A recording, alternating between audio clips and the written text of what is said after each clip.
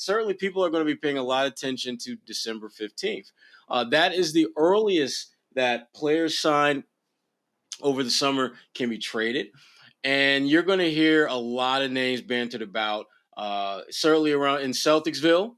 You'll be hearing about Dennis Schroder as a possible. He's a guy that has garnered a good amount of interest, and understandably so. He's got a 1-year deal where he's absolutely out kicking the coverage on this deal. I mean, he's one of the best bargains in the NBA this year. And he's a guy that, again, teams know that when he hits the free agent market next summer, they have a pretty good idea what he's looking at money-wise. So if you were going to make a trade for him, you absolutely will be doing so with the mindset of signing him to a longer-term deal this summer. But if you're the Celtics, I think it's a tough call. A tough call on whether you want to part ways with him or not. What are your thoughts on it? I don't think he's someone you want to part ways with at this point in the season. But actually, I don't really know who Trader Stevens, as we will call him, is exactly. But I imagine he's definitely keeping his eye on the market, trying to figure out if there are some holes. There are definitely holes that he can plug in on this roster. But as of now, Schroeder's not the one I'd want to give up if I ran the team. Is he someone that you'd consider? I would consider, absolutely. I think everyone is. But I think the guy, if there's a guy that you could part ways with and it would do little, if any, damage to what you're looking to do, who I think has value, is Jason Richardson. Or Josh Richardson, excuse me. Josh, not Jay. Jason used to play for the Warriors back in the day for Michigan. Shout out my man Jay Rich, the other Jay Rich. No, but Josh Richardson is a guy that you absolutely, I think, need to look at. One, because he's just been kind of in and out of the lineup for you with assortment of different health-related issues. Two, he's a guy that when he's played, he's actually done pretty good. His mid-range jump shot is way better than I thought. And he's not. And again, when he has played, for the most part, he's been good.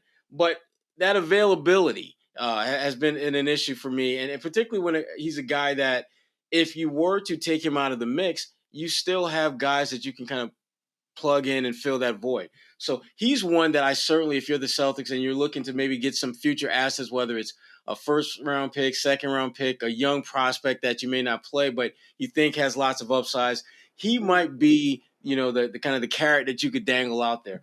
But I don't think the Celtics are going to do any major significant moves between, December 15th and the trade deadline. I just think that they understand this is who they are. This is who they got. This is a young team that's still trying to figure out how to play, not only play together, but just play at a high level in the NBA. And I'm not sure if the Celtics are inclined to kind of break that up right now when they really haven't had a lot of time or even a decent amount of time to figure out what exactly are they parting ways with. Right. Grant Williams is a name that people are like, well, trade Grant now because his stock's not going to get any higher than that. Yeah. The problem with that is you're not going to get anything even remotely close to Grant in return.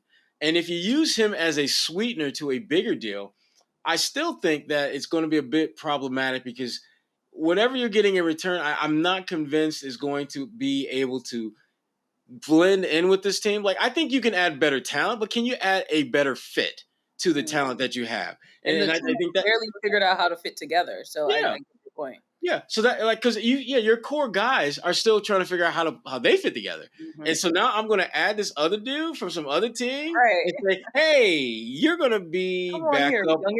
Yeah, we'll figure this out. We'll figure it out. Don't worry, we'll figure it out. Yeah. Tatum and Brown are still trying to figure it out, and I don't think for them it's about a lack of effort. I just think it's been more about a lack of time, and lack of time in the roles that they have now going forward. They are the pillars of your team.